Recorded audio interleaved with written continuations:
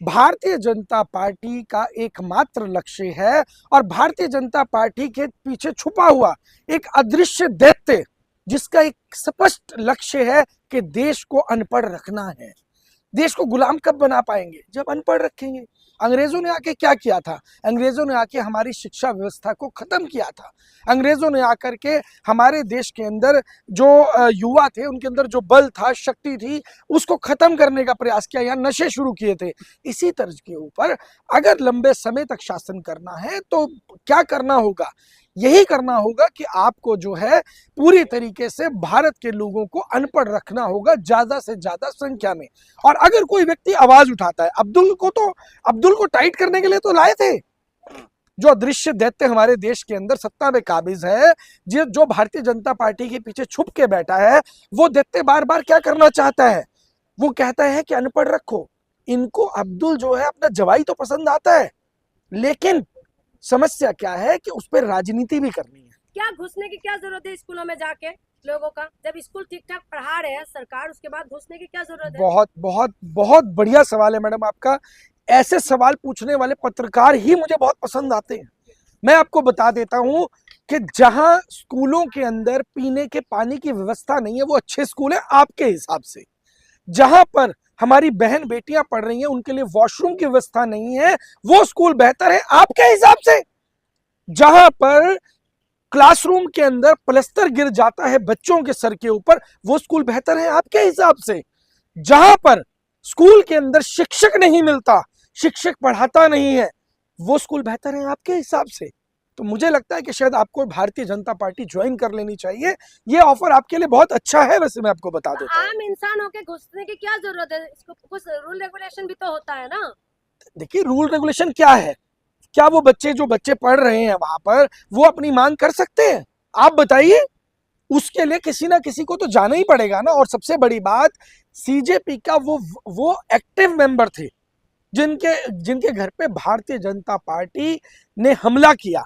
और न केवल हमला किया, ये पूरी की पूरी साजिश थी जिसका रिहर्सल एक दिन पहले भारतीय जनता पार्टी ने अपने कार्यालय में किया। अब्दुल के घर का नक्शा बनाया गया प्रॉपर। कितने लोग जाएंगे उस घर को घेरने के लिए, किस शीशे पर पत्थर मारा जाएगा, कितनी दूर से पत्थर मारा जाएगा, ये सारी रिहर्सल पूरी प्रैक्टिस करने के बाद भारतीय जनता पार्टी के गुंडे और उस अदृश्य दैत्य के गुंडे वहां पहुंचे और जो है वहां पर उस व्यक्ति की हत्या कर दी। अगर वो मुसलमान नहीं होता तो आज जिंदा होता, हम सबके बीच होता? देखिए अगर वो भाजपा का मुसलमान होता तो जिंदा होता, क्योंकि भाजपा ने क्या किया है, हर धर्म के अंदर एक एक ठेकेदार चुन लिया है। वो मुस्लिमों के लिए भी ठेकेदार चुन लिए गए हैं, हिंदुओं के लिए भी ठेकेदार चुन लिए गए हैं। अब आप देखिए कि जो हिंदू धर्म के अंदर जो शीर्ष पर जिनको धर्म चलाने की, धर्म संभालने की जिनके ऊपर जिम्मेदारी है, उन लोगों को तो मंदिर में प्रवेश नहीं दिया जाता। और ये खाली मंदिर और मस्जिद की बात नहीं है, गुरुद्वारे के अंदर मैं आपको बता देता हूं, जब सीजेपी का प्रोटेस्ट चल रहा था, गुरुद्वारे के अंदर बहुत से ऐसे लोग थे जो वहां पर जा रहे लंगर को बंद कर देना चाहते थे। वो कौन है? वो भारतीय जनता पार्टी के तलवे चाटने वाले गद्दार हैं। वही धर्म के ठेकेदार हैं। वो सिख धर्म के अंदर ठेकेदार बन के बैठे हैं। इसको क्लियर कीजिए, मुसलमान और भाजपा के मुसलमान में क्या फर्क है? मुसलमान और भाजपा के मुसलमान, सिख और भाजपा के सिख, हिंदू और भाजपा के सिख हिंदू, ये फर्क है, आपको समझना पड़ेगा।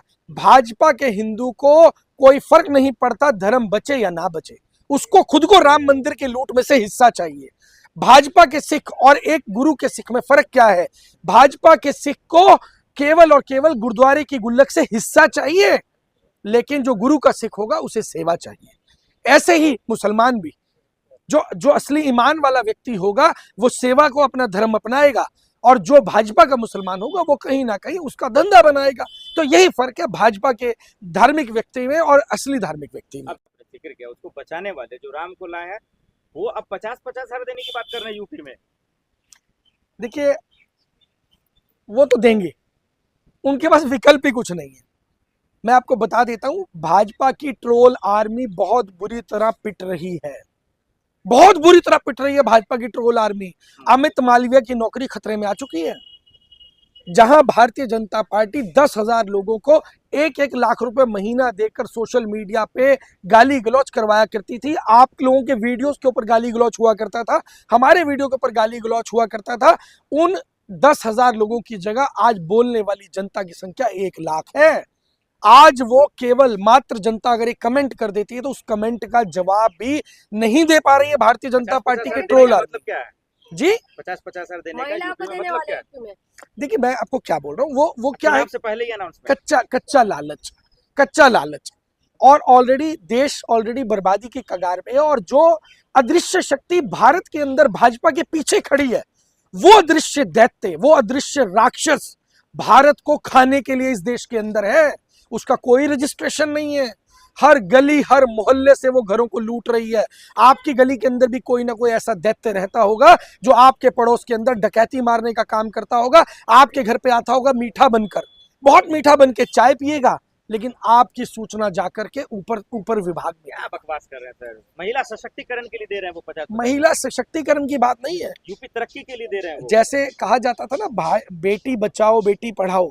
बेटियों के स्कूल देखिए ना बंद हो चुके हैं, बेटियों के लिए वॉशरूम जाने की व्यवस्था नहीं बची है, बेटियों को पढ़ने की व्यवस्था नहीं बची है। इनको वो रोती हुई बेटियां नहीं दिखेंगी जो स्कूल के बाहर खड़ी हैं कि हमारा स्कूल बंद किया जा रहा है। इसी तरीके से ये महिलाओं को बचाएंगे, और जब जिसको बचाने की बात करें ना, समझ लेना वो इनके निशाने पे आ चुका है।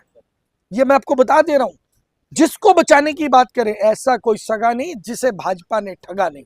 सो ये बड़ा ध्यान रखने का विषय। तो 50,000 मतलब सिर्फ और सिर्फ लालच के लिए दे रहे हैं, वोट खरीदने के लिए दे रहे हैं। देखो यार, अब मैं आपको एक बात दोबारा से एग्जांपल दे देता हूँ। आपको ना एग्जांपल के बिना बात समझ में नहीं आती है। एक चोर होता है, आप वो सोचता है कि जब आप घर पे नहीं होंगे तो पीछे से आएगा और वो चोरी करके चला जाएगा।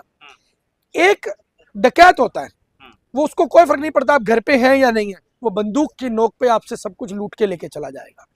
और तीसरा होता है ठग। ठग वो होता है जो आपका अपना बन के आता है, आपका सगा बन के आता है।